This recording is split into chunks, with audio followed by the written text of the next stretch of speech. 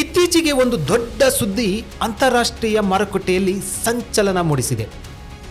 ಅಮೆರಿಕವು ಭಾರತೀಯ ಸರಕುಗಳ ಮೇಲಿನ ಪರಸ್ಪರ ಸುಂಕವನ್ನು 25% ಇಳಿಸುವುದಾಗಿ ಘೋಷಿಸಿದೆ. ಪ್ರತಿಯಾಗಿ ಭಾರತವು ಅಮೆರಿಕದಿಂದ ಸುಮಾರು $500 ಬಿಲಿಯನ್ ಮೌಲ್ಯದ ಉತ್ಪನ್ನಗಳನ್ನು ಖರೀದಿಸಲು ಒಪ್ಪಿಕೊಂಡಿದೆ ಎಂದು ಅಮೆರಿಕದ ಅಧ್ಯಕ್ಷ ಡೊನಾಲ್ಡ್ ಟ್ರಂಪ್ ತಿಳಿಸಿದ್ದರು. ಮೇಲ್ನೋಟಕ್ಕೆ ಇದು ದೊಡ್ಡ ವ್ಯಾಪಾರ ಲಾಭದಂತೆ ಕಂಡರೂ ಇದರ ಹಿಂದೆ ಅಡಗಿರುವ ಸತ್ಯವೇ? ಸೇಫ್ ಫುಡ್ ಅಲಯನ್ಸ್ನ ಅನಂತು ಅವರು ಈ ಒಪ್ಪಂದದ ಬಗ್ಗೆ ಗಂಭೀರ ಪ್ರಶ್ನೆಗಳನ್ನು ಎತ್ತಿದ್ದಾರೆ. ಅಮೆರಿಕ ದೇಶದೊಳಗೆ ಇದು ಒಂದು ಟ್ರೇಡ್ ಡೀಲ್ ಮಾಡಿದ್ದಾರೆ ಅಲ್ವಾ, ಅದು ಭಾಳ ಸಮಸ್ಯೆಗೆ ಇದೆ. ಅದರಲ್ಲಿ ಏನೇನಿದೆ, ಏನೇನು ಇವರು ಹೇಳಿದ್ದಾರೆ, ಏನೇನು ಬರುತ್ತೆ ನಮಗೆ ಅನ್ನೋದು ನಮಗೆ ಯಾರಿಗೂ ಗೊತ್ತಿಲ್ಲ. ಇದು ಪಬ್ಲಿಕ್ಕಲ್ಲಿ ಇನ್ನೂ ಇದ್ರ ಬಗ್ಗೆ ಏನು ಮಾತಾಡಿಲ್ಲ, ಏನು ವಾಸ್ತವಕ್ಕೆ ಬಂದಿಲ್ಲ. ಈ ಥರ ಒಂದು ಡೀಲ್ ಸಡನ್ಲಿ ಒಂದು ಓವರ್ ನೈಟ್ ಒಂದು ಪ್ರೆಸಿಡೆಂಟ್ ಒಬ್ಬರು ಅವರು ಸೋಷಿಯಲ್ ಮೀಡಿಯಾದಲ್ಲಿ ಬರೆದು ಆಮೇಲೆ ನಮ್ಗೆ ಗೊತ್ತಾಗಬೇಕು ಅಂದರೆ ಅದರಲ್ಲಿ ಏನೇನೋ ಇರುತ್ತೆ ಅಂತ ಅರ್ಥ.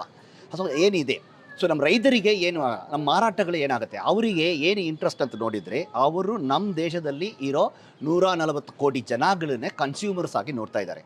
ಸೊ ಆವಾಗ ನಮ್ಮ ಉತ್ಪಾದನೆಗಳು ಏನಾಗುತ್ತೆ, ಇಲ್ಲಿ ನಮ್ಮ ಮಾರಾಟ ಏನಾಗುತ್ತೆ, ಅದ್ರ ಬಗ್ಗೆ ಅವ್ರಿಗೆ ಅವಶ್ಯಕತೆ ಇಲ್ಲ. ಬಟ್ ಅವರು ರೂರಲ್ ಅಮೆರಿಕಾದಲ್ಲಿ ಅವ್ರ ರೈತರುಗಳಿಗೆ ಸಹಾಯವಾಗಿ ಇರೋ ಥರ ಇದು ಹಾಕ್ಕೊಳ್ತಾರೆ. ನಾವೇನು ಮಾಡಬೇಕು, ನಮಗೇನಿದೆ, ನಮಗೇನು ಸಿಗುತ್ತೆ ಅಂತ ನೋಡಬೇಕು. ನಮ್ಮ ರೈತರ ಪ್ರಾಡಕ್ಟ್ಸ್ ಎಲ್ಲ ಒಟ್ಟೋಗುತ್ತೆ, ನಮ್ಮ ಮಾರುಕಟ್ಟೆ ಇರಲ್ಲ, ನಮಗೆ ಏನು ಸಿಗುತ್ತೆ ಅಂತ. ನಮಗೆ ಆಗಲೇ ಈಗ MSP ಅಂತ ಏನಿಲ್ಲ, ಸರಿಯಾದ ಬೆಲೆ ಕೊಡ್ತಾ ಇಲ್ಲ ನಮ್ಮ ಬೆಳೆಗೆ. ಈ ಪರಿಸ್ಥಿತಿಯಲ್ಲಿ ಅವರು ಯಾಕಂದರೆ ಇನ್ನೊಂದು ನಾವು ಮನಸ್ಸಲ್ಲಿ ಇಟ್ಕೊಳ್ಬೇಕು, ಇಲ್ಲಿ ನಾವು ನಮ್ಮ ರೈತರಿಗೆ 10 ರೂಪಾಯಿಗೆ ಏನಾದರೂ ಒಂದು ಕೊಟ್ಟರೆ ಅವರು ಸಬ್ಸಿಡಿ ಎಷ್ಟಿತ್ತು ಗೊತ್ತಾ, 1000 ರೂಪಾಯಿ ತನಕ ಕೊಡ್ತಾರೆ, 100 ಟೈಮ್ಸ್ ಮೋರ್. ಸೊ ಆವಾಗ ನಾವು ಯೋಚನೆ ಮಾಡಬೇಕು ಏನಾಗುತ್ತೆ. ಆ ಥರ ಸಬ್ಸಿಡೈಸ್ ಪ್ರಾಡಕ್ಟ್ ಬಂದು ನಮ್ಮ ಮೇಲೆ ಡಂಪ್ ಮಾಡ್ತಾರೆ ಅಂತ ಇಟ್ಕೊಂಡ್ರೆ ನಮ್ಮದು ಫಸ್ಟ್ ಹೋಗೋದು ನಮ್ಮದು ಎಕಾನಮಿ.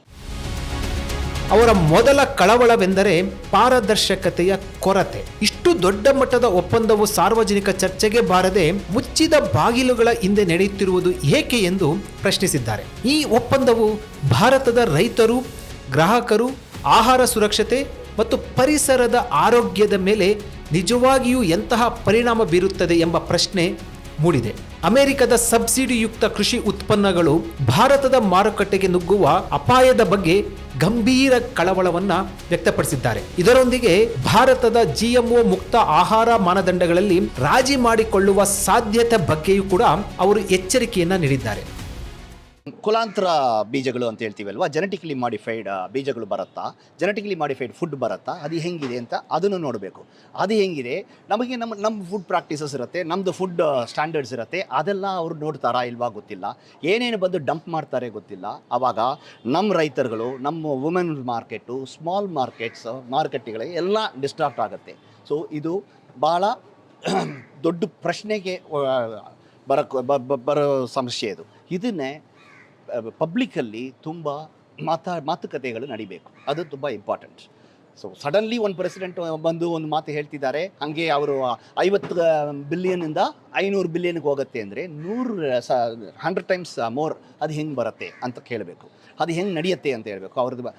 ಅವರು ಏನು ಮಾಡ್ತಿದ್ದಾರೆ, ಏನು ಬಂದು ನಮ್ಮ ಮೇಲೆ ಡಂಪ್ ಮಾಡ್ತಾರೆ, ಅದೆಲ್ಲ ನಾವು ನೇರವಾಗಿ ಮಾತಾಡಿ ಅದನ್ನೇ ಮನಸ್ಸಲ್ಲಿ ಹಾಕ್ಕೊಳ್ಳಬೇಕು. ಈ ಒಪ್ಪಂದವು ಕೃಷಿ, ಡೈರಿ ಉದ್ಯಮ, ಬಿತ್ತನೆ ಬೀಜಗಳು, ಸಾರ್ವಜನಿಕ ಆರೋಗ್ಯ ಮತ್ತು ಗ್ರಾಮೀಣ ಜೀವನೋಪಾಯದ ಮೇಲೆ ಬೀರಬಹುದಾದ ಪರಿಣಾಮಗಳನ್ನು ಅವರು ವಿವರಿಸಿದ್ದಾರೆ. ಇದು ಭಾರತದ ಒಟ್ಟಾರೆ ಆಹಾರ ವ್ಯವಸ್ಥೆಯನ್ನೇ ಆತಂಕಕಾರಿ ರೀತಿಯಲ್ಲಿ ಬದಲಾಯಿಸಬಹುದು ಎಂದು ಅವರು ಎಚ್ಚರಿಕೆಯನ್ನ ನೀಡಿದ್ದಾರೆ.